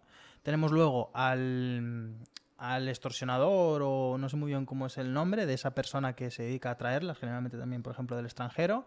Y luego está el cliente. ¿Qué parte es la peor aquí en todo esto? Bajo tu punto de vista, claro. Yo creo que es el proxeneta. De hecho, hay uno que tiene una necesidad, hay otra que tiene una situación de necesidad y finalmente que se aprovecha quién es, el proxeneta. Hay veces camuflados, de que solamente alquilo habitaciones, todos sabemos a qué se dedica. Entonces, el que no hace ese acto y se aprovecha lucrativamente para mantenerse sin trabajar o con sus lujos, hombre, para mí que el peor es este, ¿no? Vale, y ahora vamos ya con la parte que también nos ha traído en parte aquí, ¿no? Que es tu proyecto personal en este caso. O sea, hablamos de una persona que ha sido, ya recapitulando un poco, Guardia Civil, me sale eventual, pero no es eventual, Guardia Civil auxiliar, Sí. Guardia Civil profesional, pasas finalmente a situación de retiro, pero lejos de decir, yo ya he hecho lo que tenía que hacer, me voy a dedicar a plantar patatas y zanahorias, estudias Derecho, Sí. te haces abogado laboralista, nada más y nada menos, que probablemente pueden ser los que más jaleo tienen el día a día peleando por los derechos del empresario y el trabajador. Y luego, además, montas el tema del campamento. O sea, ¿en qué voy? Aparte de ser padre y demás, entonces... Más cosas, sí. ¿Cómo? O sea, ¿por qué? ¿Por qué la creación del campamento? Pues mira, claro, aquí hay un impasse entre medias que son pues como 12 años de ejercicio de abogado laboralista y te quiero hacer saber que el mundo de los laboralistas, dentro del mundo del derecho, que es muy amplio, hay muchas especialidades, quizás sea la especialidad más de trinchera, más combativa. Es digamos que un derecho penal, un derecho civil, un derecho mercantil, es un derecho en general como más elegante, como como más puesto, más pausado, y por el tipo de procedimiento y el tipo de personas que intervienen, el derecho laboral es muchísimo más guerrillero, es muchísimo más peleón, porque además tenemos un tipo de procedimiento que es muy de inmediatez. Así como en civil y en penal todo tiene sus tiempos marcados y todo está con mucho tiempo de preavisado, el juicio laboral es mucho de aquí te pillo, aquí te mato. Es decir, mañana tenemos juicio, te traigo testigos que tú no sabes que te voy a traer, te traigo prueba que ni sabes tú que te la voy a traer, grabaciones incluidas, y allí dentro de sala te descubro todo y allí nos explotan la cara a todos. Entonces es un tipo de pleito pues que necesitas muchísima agilidad y necesitas reaccionar muy rápido. Después de 12 años de hacer esto, bueno, pues llevo a mis hijos a un campamento, conozco a algún monitor allí y bueno, a partir de ese momento yo me vuelvo a mi despacho, sigo con mi trabajo, que en aquellas épocas era un trabajo trepidante. O sea, yo conozco a mis hijos del fin de semana, porque yo iba a dormir cada día entre 12 y 1 y me levantaba a las 6 para ir a juicio. O sea, yo tenía de lunes a jueves juicios todos los días, 3-4, 3-4, 3-4. Tengo récord en 7 en una mañana. O sea, facilidad para hacer juicios toda la que haya. Y bueno, pues llevo a mis chavales en un campamento, conozco a algún monitor y en el mes de noviembre me llama una noche, estamos hablando y bueno, y me surge la idea de decir, qué narices, lo monto yo también. Monté el campamento pues sin pensar, literalmente sin pensar. Antes hemos estado hablando mientras que comíamos y yo te estaba diciendo, yo es que soy muy rápido. Así como hay gente que piensa, tengo una idea, tengo una idea, tengo una idea. No, cuando tú dices, tengo una idea, yo la estoy ejecutando ya. Y el sistema de funcionamiento es así. Un miércoles hablé con este chico, el jueves estaba buscando finca, es que el sábado la estaba viendo, el domingo por la mañana estaba haciendo la paga y señal, sin pensarlo. Bueno, después se me fue viniendo todo un poquito encima, ¿no? Luego ya le fui dando forma y empezamos, pues creo que fue en el año 2015. Fui compaginando los primeros años juicios durante el invierno y preparando el campamento a ratos para el verano, hasta que, claro, cuando yo hacía campamento, me iba a Madrid a hacer el campamento, tenía un compañero con la llave de mi casa y la clave de la alarma, que venía día sí día no a coger las cartas de los juzgados para mandármelas escaneadas por correo electrónico, y yo en el campamento contestaba los decretos y estaba haciendo recursos. Bueno, es que me venían los chavales por la mañana y entre chaval y chaval estaba contestando un recurso al Tribunal Superior de Justicia de Cataluña por una incapacidad o por un despido. Y ya la cosa se hizo tan grande que ya llegó un momento que pensé, bueno, esto ya no puede ser que esté aquí en el campamento contestando decretos y haciendo demandas cuando tengo que estar pendiente de los chavales. Entonces ya llegó un momento que no era compatible, no podía ser todo junto. ¿Pero el campamento es solo durante verano? Solamente en verano. Vale, o sea que digamos que el resto del año tú trabajabas como abogado Sí. y después ya en verano se lo dedicabas al campamento. Al Y campamento. luego ya coges, dices mi despacho es hasta aquí, le das los papeles a tu compañero Literal. y te dedicas en cuerpo y alma a esto. Bueno, me he quedado con algunos casos, sigo llevando algunos accidentes y pleitos de daños y perjuicios, entre otras cosas porque considero que son pleitos muy complejos y que es una putada pasárselo a mi compañero porque le podía sobrepasar. Y entonces, bueno, también tengo ahí compromiso y yo creo que hasta el final tengo que seguir, pero realmente no estoy cogiendo ningún caso más. Ahora me estoy dedicando pues a planificar y a preparar el campamento, que bueno, el volumen es muy grande. Yo antes te estaba comentando lo que un campamento normal y corriente el material puede ser, pues el maletero de un coche o medio maletero. En nuestro caso son 12 palets completos, es decir, un tráiler entero. La media, cada campamento es un tráiler entero. Sí, que le deis esta boina que la tengo fichadísima y está chulísima. La nuestra. Tengo que ir en verano allí, nada más que por la boina está muy, muy, muy bien, ¿eh? Pues vente, allí el que quiere venir, ya a la buena gente tenemos siempre la puerta abierta y siempre invitamos a comer y a café, así que te vienes y ya está. Y te he dicho que no te he traído ninguna y que conste, porque tengo el almacén que no hay quien entre. Me tengo que liar cuando vuelva a casa, pues a sangre y fuego, a deshacer palés, a revisar, porque además en el material que tenemos hay muchísima pila lipo. Tenemos baterías de las radios, tenemos de las réplicas, de los GPS. El mantenimiento es una pesadilla. Tenemos que hacerle una carga porque si me pierden el nivel de carga luego no se recuperan esas baterías y tenemos que reprogramar todas las radios porque siempre hay alguna que sale el código de la sintonía y tenemos que repasar todo el material y sobre todo procurar de que cuando vayamos a llevarlo para hacer el campamento pues no nos falte nada, porque como nos falte algo en medio de la Sierra de Madrid en un mes de julio o de agosto, pues podemos tener dificultad para reponerlo. ¿Y esto es para chicos? ¿También es para adultos? Es para chicos. Nos han pedido desde el principio campamento para adultos, pero yo siempre he tenido un poquito de miedo, pues porque, bueno, pues la salud mental en general no está muy bien y aunque hay gente que sería encantadora de hacer un campamento, me da miedo de que alguien que nosotros podamos instruir haga cosas que no son convenientes, ¿no? Así como, por ejemplo, en el campamento yo podría enseñar sobre artefactos improvisados, trampa, que conozco de mi época de Guardia Civil, cuando teníamos ETA funcionando, y no doy ninguna clase de eso porque no quiero que nadie pues, tenga información para hacer un mal uso. Entonces con los adultos me ocurre lo mismo. Si tengo riesgo de que venga gente pues, que no esté equilibrada y que pueda hacer daño con eso, pues prefiero no participar. De momento no hemos hecho ninguno y nos centramos en los niños. Pero los chiquillos, y esto ya es un mensaje para los padres, que más de uno nos escucha seguro, vuestro campamento es inminentemente militar. O sea, es un campamento en el que se hace jura de bandera, en el que se hace diana. ¿Cómo funciona esto? Jura no podemos hacer porque no es legal hacer jura bandera. Nosotros hacemos un acto en homenaje a la bandera. El régimen, sí, es rotundamente militar, ahí no hay duda, ¿eh? Además, frontal, claro y absolutamente militar. Ponemos lo de cívico y te explico el motivo. Ahora todo el mundo hace carreras cívicas. Bien, quien puso en uso el término fui yo al inicio del campamento. Y el motivo de ponerle cívico militar es el siguiente. Disciplina y orden es necesario no solamente en el mundo militar y policial, también en la vida civil.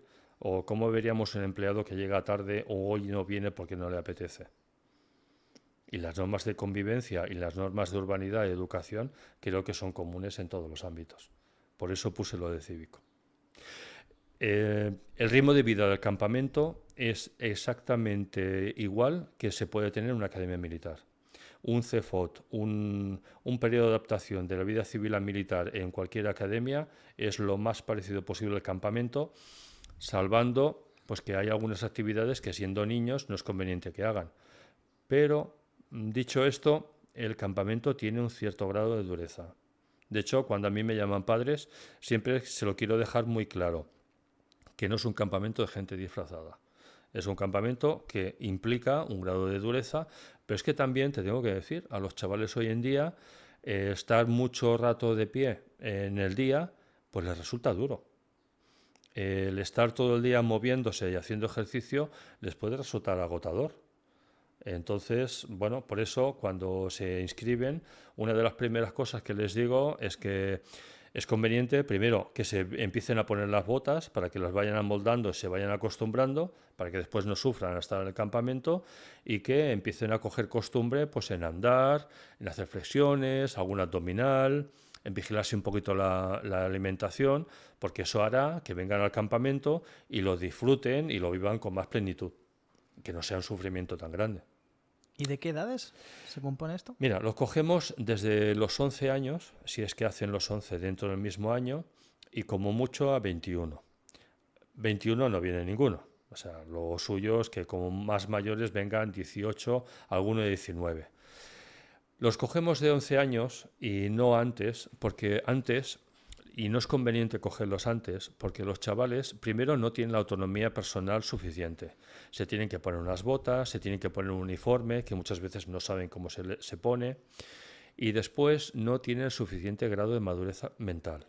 Al final el campamento por mucho que nos ponemos muy serios, no deja de ser un campamento de verano y está en un ambiente dentro de unos parámetros de un posible juego. Si el chico es muy pequeño, demasiado bebé, algo que nosotros hacemos con ánimo de aprender y de disfrutar, ellos pueden cogerlo como algo realmente ofensivo, que le está atacando personalmente de una manera completamente seria. Y eso sería hacer daño. Entonces, en algún sitio tenemos que poner la barrera. Y yo creo que hasta los 11 años, más pequeños, no puede ser. Pues ya te digo, como todo el mundo que tiene un proyecto personal y viene al podcast, te digo lo mismo. En un año me gustaría muchísimo volver a hablar contigo y a ver dónde ha evolucionado desde que hemos hablado hoy hasta dentro de un año. En tu caso, tú ya has recorrido tiempo y tiempo, llevas al campamento más de 10, llevas como empresario más de 12 y como guardia civil a saber. Entonces, tú ya tienes una carrera profesional más que amoldada y más que hecha, pero aún así me gustaría volver a hablar contigo dentro de un año y ver esas mejoras que seguro que has implementado y a ver cómo te está yendo.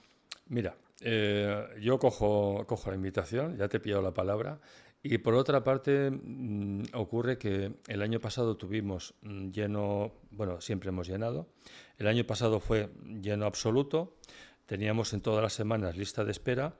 Es más, antes te he comentado que llegamos al punto que para coger un chaval más tenemos que echar a un pobrecito, entonces no es plan tampoco, y que en el momento de la admisión de chavales, en esa mañana, pues tenía el teléfono de varias familias esperando por si había alguien que no llegaba, pues para poderlos llamar, para que vinieran y se presentaran al campamento para admitirlos. Entonces, en cuanto a cabida, yo creo que hemos llenado al máximo, la finca no admite más en condiciones, pero una vez dicho esto, sí que es cierto que yo siempre pienso que la mejora tiene que ser continua. Uno no se puede relajar. Entonces, mira, desde inicio he pensado siempre en que todo se puede mejorar y siempre hemos tendido a la calidad absoluta.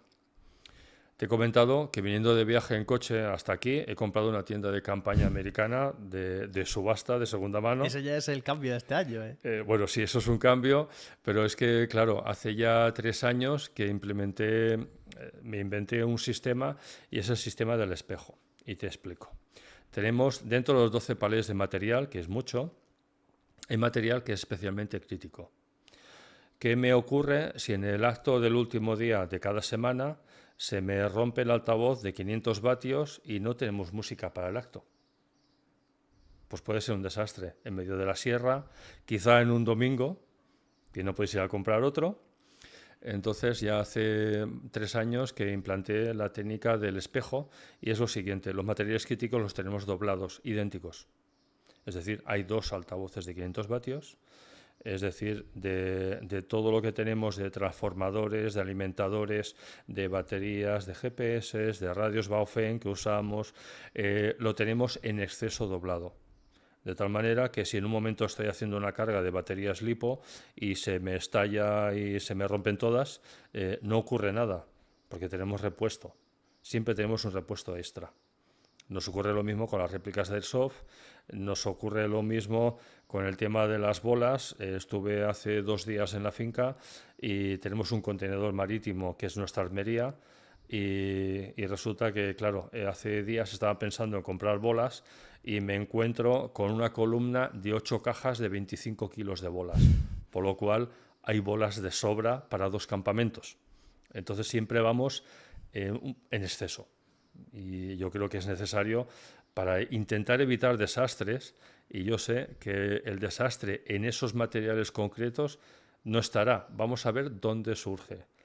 Porque el año pasado hubo una cosa tan sencilla como un alargador de corriente, pues en el último momento, pues no sé qué ocurrió, que se averió. Este año van 3 alargadores de corriente, entonces no será por eso. Sí, esas cosas me pasan también. Cuando me falla algo, compro 3 cosas de lo mismo y digo, y no me vuelven a joder con esto. Me joderá otra cosa, pero eso por lo menos ya no me... Que cargas como un burro, pero bueno. Pues ya de corazón, muchísimas gracias por venir. Ha sido una charla increíble, me ha gustado mucho. Te dejaré también tus redes aquí abajo en la descripción, sobre todo para aquel padre, madre que esté pensando y sobre todo ese adolescente que tenga interés en probar suerte. A ver si para cuando estrene esto no estáis cubiertos, que ojalá que sí, pero que por lo menos tengas oportunidad de preguntar y, y ver, ¿vale? O sea que nada. ¿Me vas a permitir un comentario? Sí. Mira, me da mucha pena cuando oigo noticias de que se han ido chavales que han ingresado en alguna academia o bien en el ejército porque han constatado que no es lo suyo. Entonces nos vienen muchos chavales que algunos hacen un campamento en Mutaventura, cosa que es perfecta, hacen unas actividades que extrañamente las encuentras, donde haces tiro, donde haces escalada a ese estilo o haces marchas así.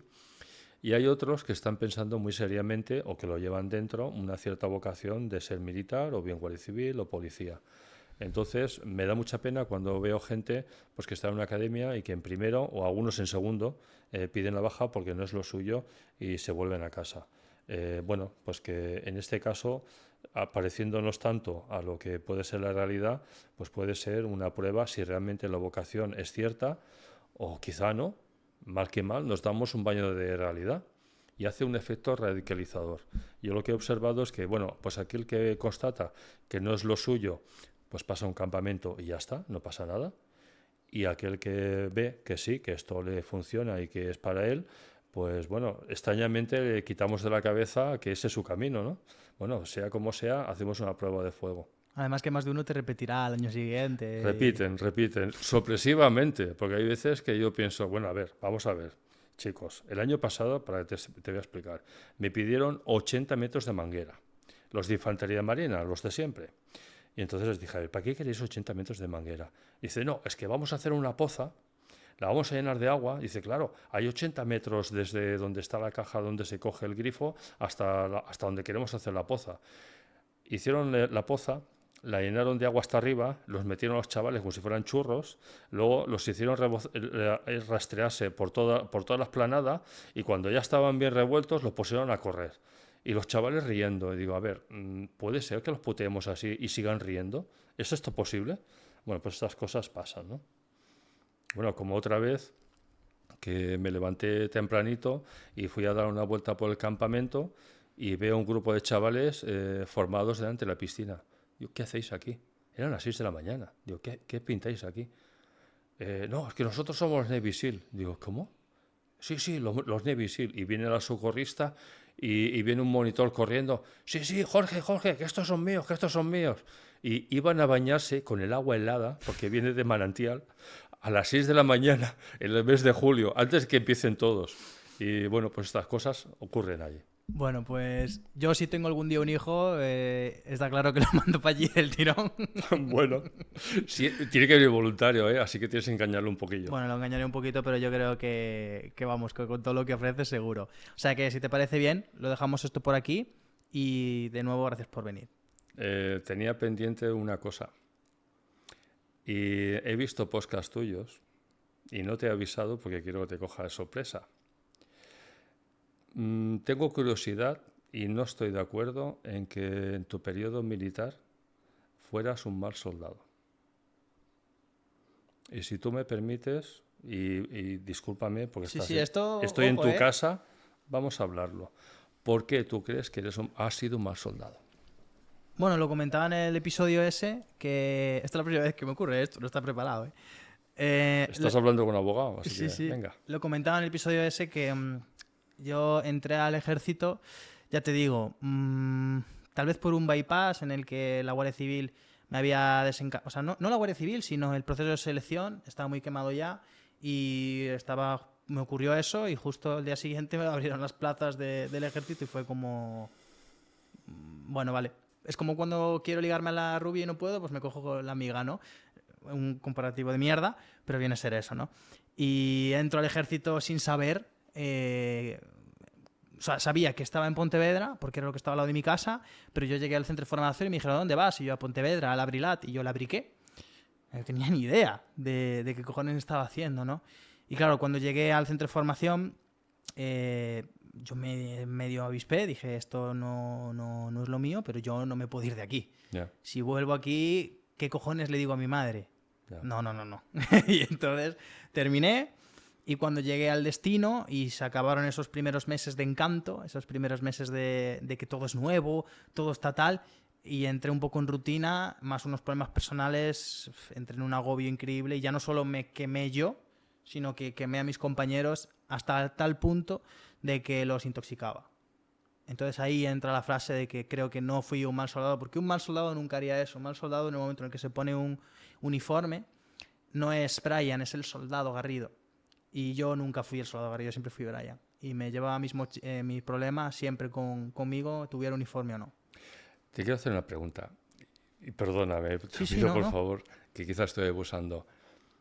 Si hubiera habido un conflicto, ¿tú hubieras actuado según se espera de ti? ¿Estabas en artillería? ¿Hubieras ayudado y disparado a la pieza de artillería? Hombre, evidentemente. Vale. Mira, quitando el ruido, y es una opinión personal, quitando el ruido y quitando aquello que pudiera considerar un mando que quizás no fuera el mejor mando del mundo, si quitamos toda la paja del medio, finalmente, si vamos al medio de la cuestión y vamos al núcleo y a aquello que interesa, y no nos olvidemos que tú estabas sirviendo al ejército y a España, si tú ibas a hacer aquello para lo cual estabas contratado y estabas comprometido, para mí no eras un mal soldado. Hubiera sido un mal soldado si hubiera sido un tío excelente, bien cortado el pelo y bien aseado y te llevaras muy bien con todos los compañeros, pero finalmente cuando tienes que hacer aquello que se espera por ti, no lo hubieras cumplido. Como eso no fue así y estabas dispuesto a hacer aquello que tenías que hacer, aquello que se esperaba por ti, yo creo que no fuiste un mal soldado. Y creo que a veces, en ese podcast especialmente, y esa apreciación mía, creo que tú te has cogido la opinión de un tercero y te has castigado excesivamente. Y mira, si hay algo que me duela especial, es la gente que se menosprecia y que se quita mérito, porque si tú en ese momento eras un soldado en el ejército español y estabas dispuesto a hacer aquello que se esperaba por ti, para mí eras un buen soldado. Y para la tarea disuasoria y de efectividad que era necesaria en ese momento, cumpliste radicalmente. El resto no tiene importancia. Y quiero hacértelo saber. Pues muchísimas gracias, ¿Vale? Ya me has alegrado el resto del día y de la semana, probablemente. Muchísimas gracias. La verdad es que nunca lo había visto con esa perspectiva. La verdad. Nunca me había Lo que parado. opine un sargento, un mal sargento de ti, lo que opine otro compañero de ti, no importa. Es mejor que tenga buena opinión, es ideal, es esperable, pero finalmente vamos a ver a lo que importa realmente. Si eso lo hubieras cumplido, para mí eres igual de válido que otro que hubiera tenido un comportamiento aparentemente completamente correcto. ¿Vale? Mira una cosa, no eres tú y tus circunstancias. Si cumples aquello que se espera, ¿dónde está el problema? No eras un mal soldado. Pues nada, después de este momento tan romántico, que si no me voy a poner a llorar y lo digo en serio, muchísimas gracias y ya lo dejamos por aquí. Venga, encantado. Y a la audiencia nos vemos la semana que viene en otro vídeo. Adiós. Joder, muchas gracias, No te he pillado, ¿eh?